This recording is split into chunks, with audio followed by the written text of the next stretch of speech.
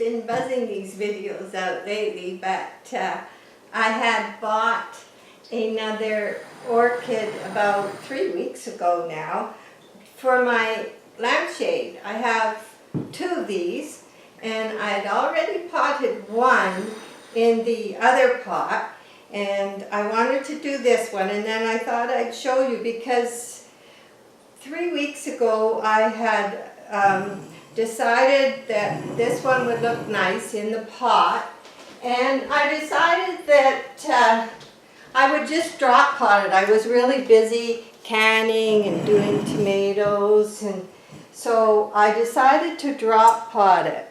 So if you look in here, I had just taken it out of the pot. It's quite dry now, and scraped as much of it was a little smelly and damp, and I'd scraped a lot of the moss away and just sat it in here. And then I watered it once, and I've left it. Now it's been about 3 weeks. It's been happy here, but it's time to repot it. So that's the next project. The other one has been outside already, and it was just done in my bark, and it seems happy.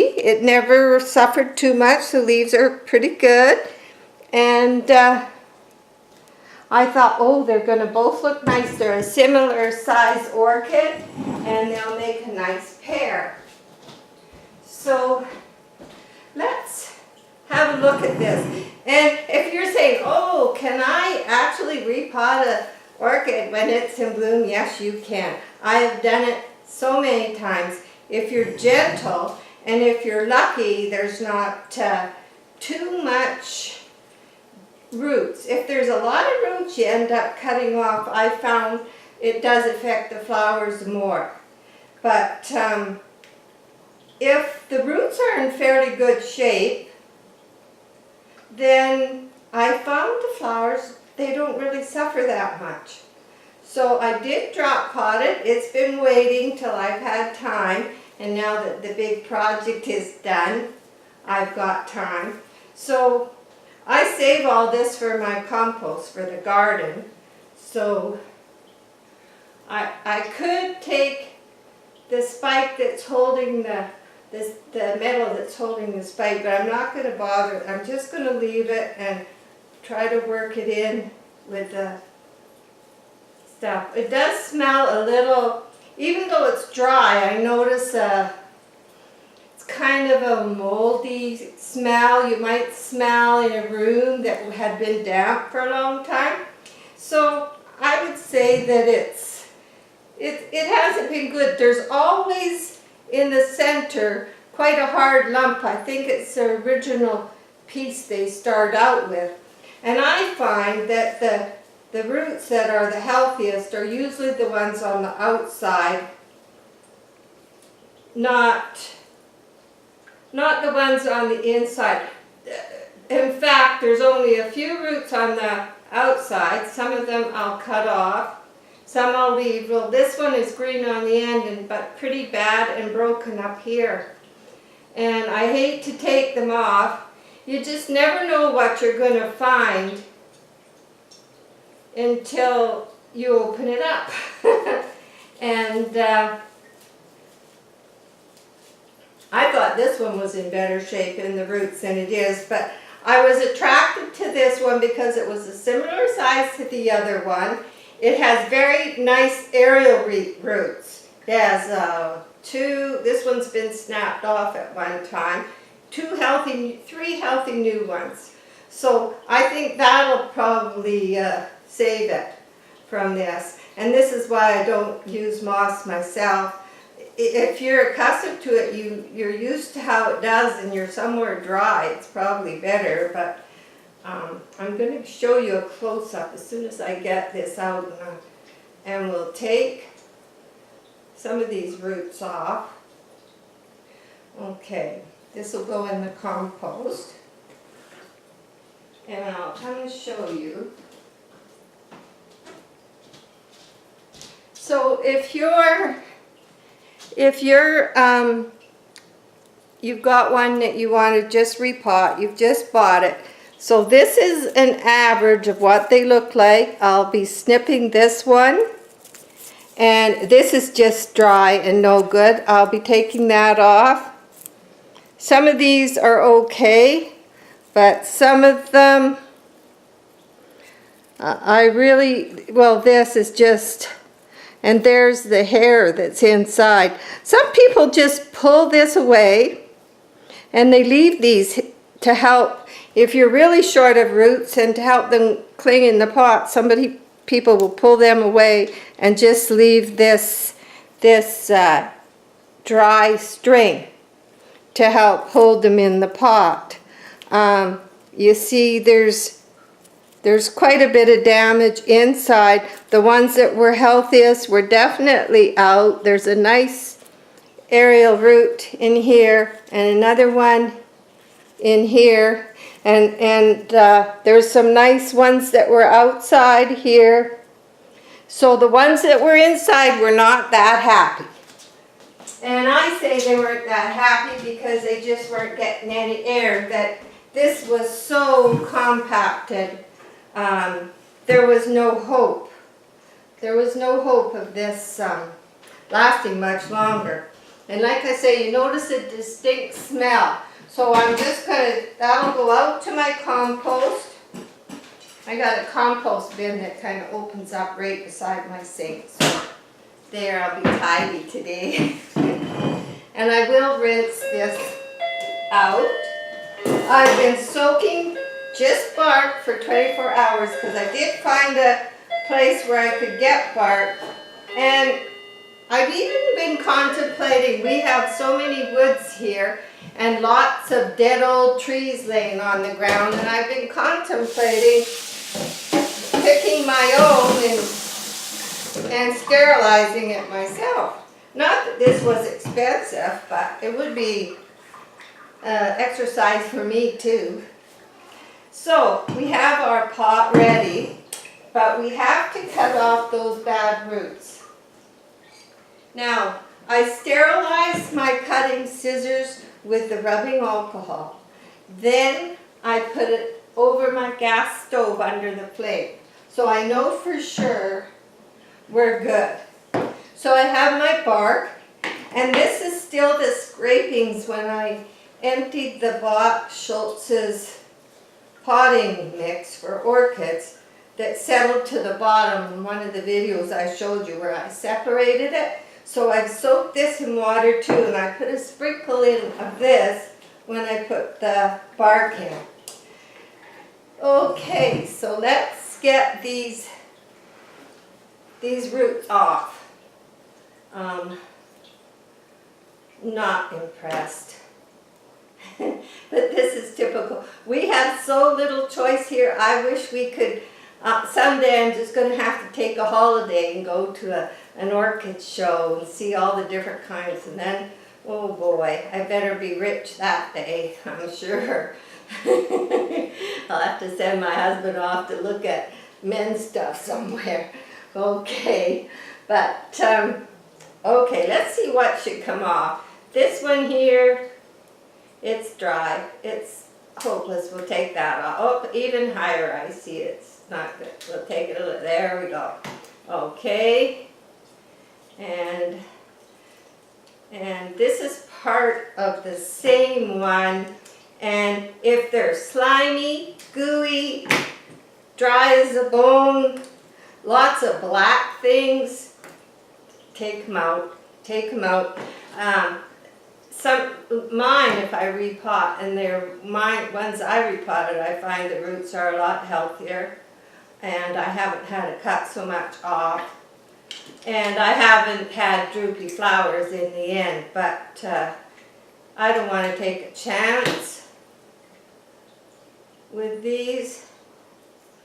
And sometimes you see where, oh, it's green, and then it's brown, and then it's green. No, that's just coming off. I don't want anything that looks like it's going to deteriorate in the mix. So, sad but true. It's lucky it has healthy aerial roots, because it'll get a lot of its nutrition from that, will adjust to the pot. So my prediction is the flowers will probably wilt, but better done than not done. So the ones that were outside, I'll leave outside the pot. Oh, here's a really bad one. Where is it coming from? Right here. Oh yeah, not good. There's the little, yeah. So you can pretty well tell if you're new to repotting them, you've just taken it out. If it's squishy, get rid of it. If it's really dry and there's no color to it whatsoever, get rid of it. It's just not worth the chance. Now there's some spots where they go on and they're white and then they're brown. I don't want them either. Okay, that's looking passable. It's funny, you know, they are so hardy that they can live like this in the pots, and it's good for them to. But the trouble is that they're grown for the market, and they want them to, and the top stays moist, but it's so compacted in there, and they are an air plant. So these roots here had no air, where the outside ones were still getting sunlight and some air. So I think we're ready. I should probably put a little cinnamon on some of these. Oh my goodness me. Not liking that. Because they have the filament running through them, and yet some are sort of green, but it looks dry here. And here the filament is right bare. Just right bare. I'm going to take it off. I know there's some green ones there, but I think the plant will do better for that. Here's a completely brown one. So, okay, you've looked at your plant, you've got it ready, you've decided to take off so much, and there we are. Okay, now we did make quite a few cuttings, and I'm just going to sprinkle a little cinnamon on some of the browner ones that I cut off. So my little spice bottle, and I'll just put some on the counter rather than dip. Okay. Okay. And then I'll probably just rub it on the ends.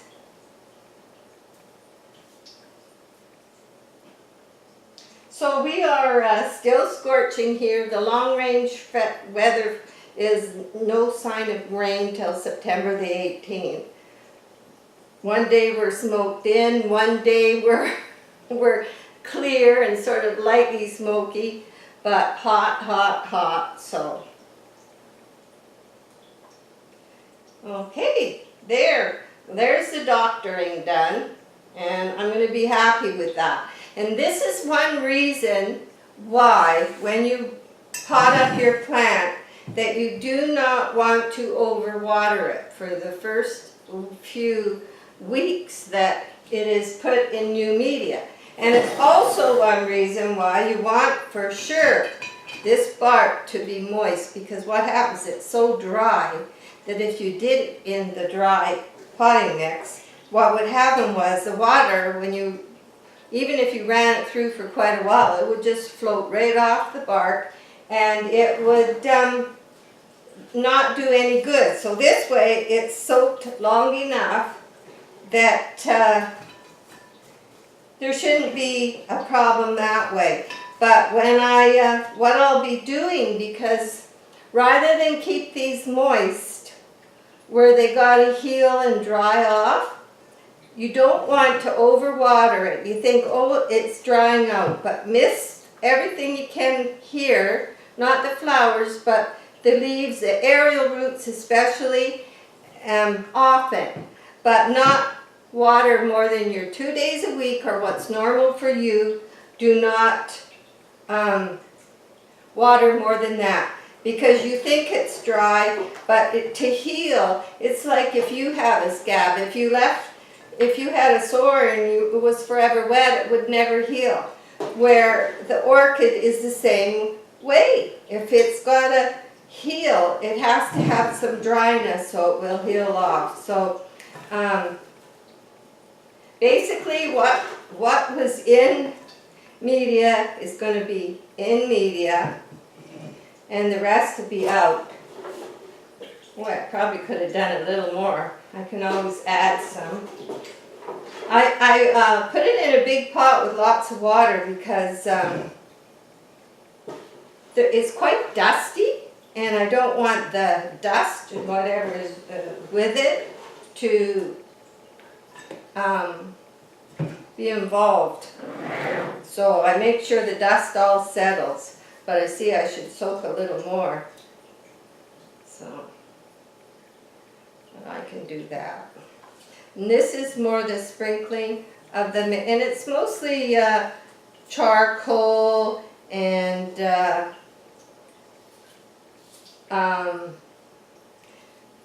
it's a type of vermiculite, so for moisture. So I think we're going to be good, but I definitely will be coming back and adding some more bark, just a little to the top. So I always, after I finished, I wipe down the leaves and make sure they're clean. And it will not go outside for a while. It'll stay on my counter with the mister. I'll mist it when I'm up in the morning. I'll probably mist it in the afternoon.